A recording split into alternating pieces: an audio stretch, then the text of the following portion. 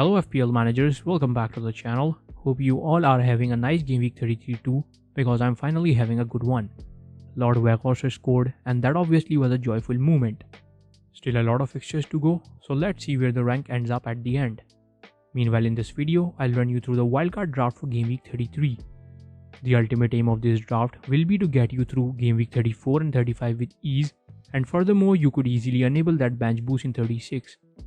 I'll also discuss the Havertz versus Mount dilemma and take in the questions you guys sent me on Twitter. If you have not subscribed to the channel already, press the subscribe button and help me reach 600 subs sooner. So let's get started. This here is the draft that I've prepared for you all. Schmeichel starts in goal who faces Villa in game week 34. Now to make things clear, the only reason I have picked him up is because of the doubles they have. No keeper is actually returning them clean sheets, so it's better to go in with a keeper who will give you doubles twice. Moreover, Schmeichel is pretty active at the back, so he'll get those extra save points. Guetta takes his place on the bench. Palace doubles in 37, so that's a plus point of having him. Now Crystal Palace are somewhat defensively gathered against weaker opponents, so you can definitely expect those clean sheets. Of course, if you are interested in extracting out some budget, get rid of Guetta and probably go for Foster, a much cheaper option. Now moving on to the defense, I've blended out the backline of 5, keeping the fixtures and rotation in consideration. If we talk about rotations first, Ben White and Cash are the two constants. Meanwhile, Cancelo and Robo are less likely to be rotated due to the title race. Alonso is somewhat a rotation risk, but in my opinion, he's most likely to start 5 out of the 6 games. As Chelsea is out of the Champions League and the FA Cup final versus Liverpool is all that they've got. Alonso doubles in 34 and then again he doubles in 36, so that is a huge advantage for the bench boosters. Except for Cancelo, all others double in 36 and have fixtures to target in between that too. Now moving on to the midfield, I've tried my best to create a full powerhouse out of it. Chelsea assets are certainly a necessity with the doubles and good run of fixtures. And for those points, who to go for if not the informed Mason Mount? At the end, I'll shed light on both Havertz and Mount. Son over Kane for me, and the reason to do that is because Son looks more threatening with his forward runs comparatively to Kane, who is playing a lot deeper. We've seen Son return well in the previous fixtures as he's a serious threat and a good finisher. Salah stays in, and there's the question now whether it's time to get rid of him or not.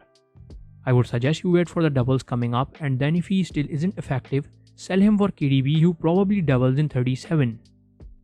The fixture Salah has currently, all against the sides that are not defensively top notch, and we all know what the informed Egyptian winger can do to such oppositions.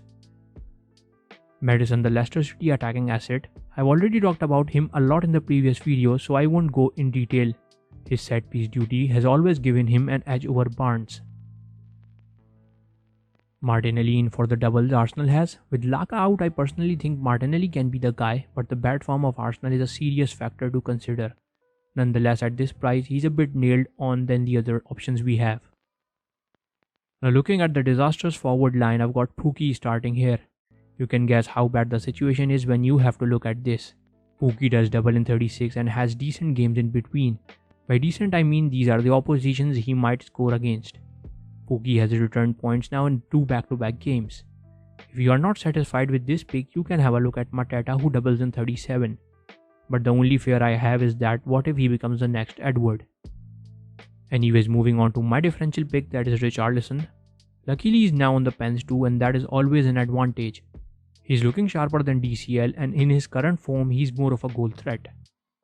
And at last it's Dennis the Fraud who is in to enable that bench boost in game week 36.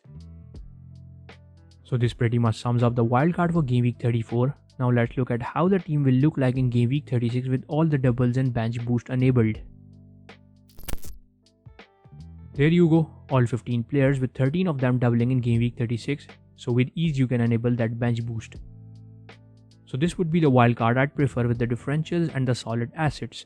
Sadly, I myself am without a wildcard and will only be bench boosting in game week 36 as that is my last chip. Guiding others to a treasure I cannot possess. So as I'm done with ranting, let's look at the questions you all sent me. We'll jump straight into the Mount versus Havertz comparison. I've already done a thread on my Twitter handle where I compared the stats in detail. Talking about them again, we can clearly see Mount statistically edging Havertz, and Mount is also now back in form after a small dip. There isn't a difference in their conversion rate and shot accuracy, however Mount almost has 11 shots more than Havertz. In terms of goals, Havertz is not far behind if we judge by the games played, but the assists and the chances created all favour Mount in his current form. So I myself will prefer Mount over Havertz. The next one is Alonso versus Reece James. This one's gonna be really hot when those attacking returns start coming in. Alonso has obviously played more games as James has missed some part of the season due to injuries. The number of clean sheets is similar, whereas in terms of the attacking returns, James edges Alonso. This is something you should consider before concluding anything. James is a better attacking threat and a better option than Alonso, however if you are on a budget, Alonso might at least cover those clean sheets for you, and any attacking returns will be a bonus. As for the FPL points, James is averaging almost 5.8 points per game with a total of 110 points, whereas Alonso has an average number of 4.3 points per game with a total of 91. Moving on to our next question, it's about Salah, and I've already answered that in the draft, as my verdict would be to keep him at least game week 36, and then KDB looks like a fantastic option to switch to. An interesting question here is about Chelsea assets over Man City and Liverpool. Chelsea still has FA Cup final to play, nonetheless their assets are still a bit safer than Man City. If you look at Man City, the only safe option you can see is Cancelo. Laporte maybe, but none other are safe from Pep Rowlett. As for Liverpool, people already have Salah, and Jota might be another one to consider if you want another Liverpool midfielder. But with Son or Kane already owned by many, I don't think he'll fit easily in the teams. Simple answer to this would be yes, the rotations will be less at Chelsea, and the players might feature in 4 out of 5 games. But still you have to keep Man City and Liverpool premiums in to get through the season.